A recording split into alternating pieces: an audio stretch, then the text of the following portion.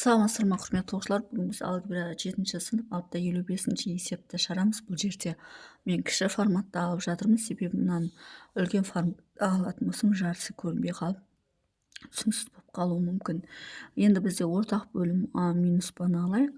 Мұнда а минус б жоқ, мұнда б минус а бар. Демек а минус б болу үшін осының сыртына, яғни бір минусты шығарып жіберейік. Сонда мынаны а минус б деп алайық. Яғни мынаның минусын шығарып жібердік, сөйтіп мынау а минус б болды.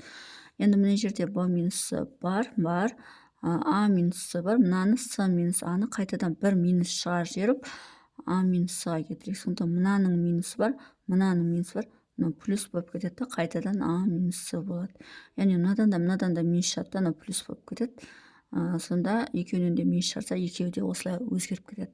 Бұны неге олай өзгертіп жатырмық? Себебі мына жерде а минус бар, мынау а минус с, мынау а минус с, а минус б мен а минус б бірдей болу керек, және б минус өз орнында тұр. Демек, ортақ бөлімге енді мынау плюс болса, демек мынау минус күйінше өзі қала береді. Демек, ортақ бөлімге не аламыз? А минус б-ны аламыз, б минус с-ны аламыз, және а минус с-ны аламыз. Енді осыны аламыз. Үшеуін ортақ бөлімге мынаған бөлетін болсақ, а минус б кетеді, б минус с кетеді, мынаған а минус с қалады.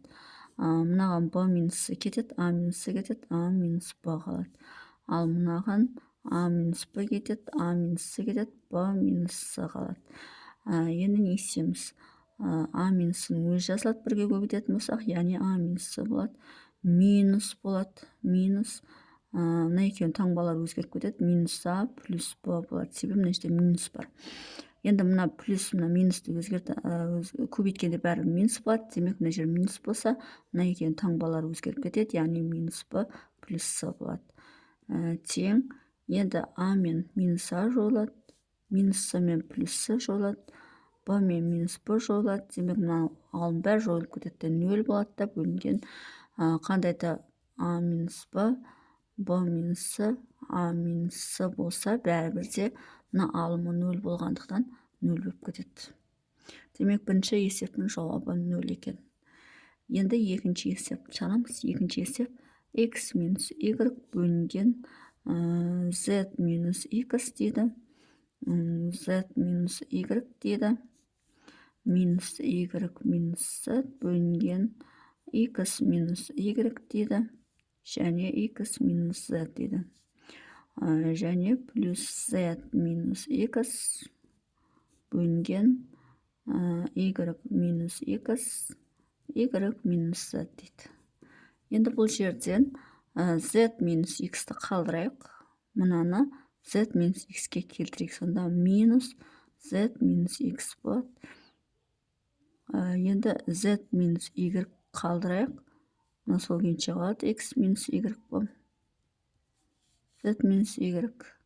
Енді мынаны z минус y-ға келтірсек, минус z минус y болады.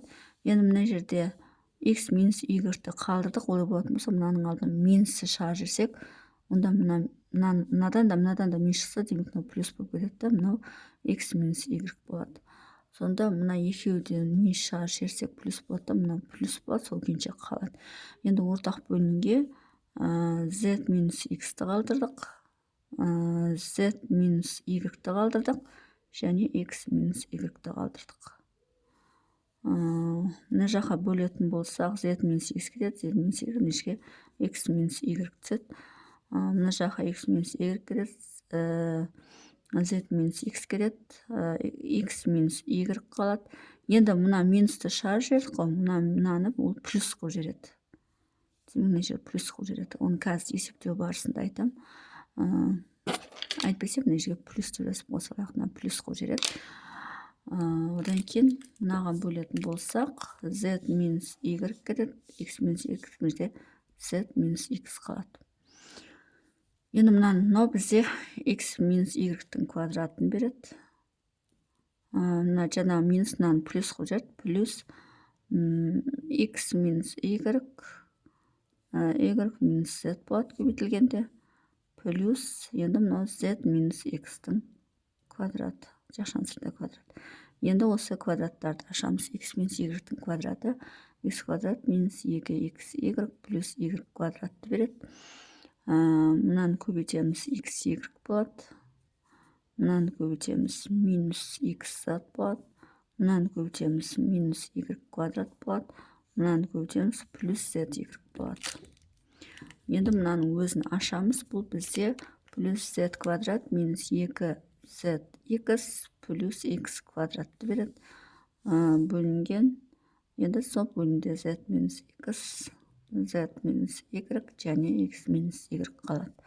Енді алымын көбейткішке ұқсас мүшелерді қосамыз. Плюс y квадрат пен минус y квадрат жойылады. Тағы не жойылуы мүмкін? X квадрат. Мына x квадрат пен мына x квадрат қосылып 2x квадрат болады. Мына 2xy пен 2xy пен xy плюс xy береді.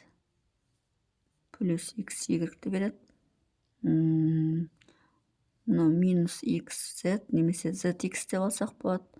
Минус 2zx екеуі қосылып минус 3zx болады. И zy-дің өзі болады. Плюс zy плюс z квадрат болады. Бөлінген z минус x, z минус y, x минус y. Осы күйінше қалады. Енді бұл жерден ұқсас мүшелерді біріктіріп, тағы да қысқартуға болады. Бірақ менде осылай шықты. Осылай қалдырсақ та болады. Бұл бізде екінші есептің шығару. Сонымен есептің шығару жолы осындай. Егер есептің шығару жолы түсінікті болса, лайк басып, комментарий жазып, каналыма тіркеліп кетсеңіздер болады.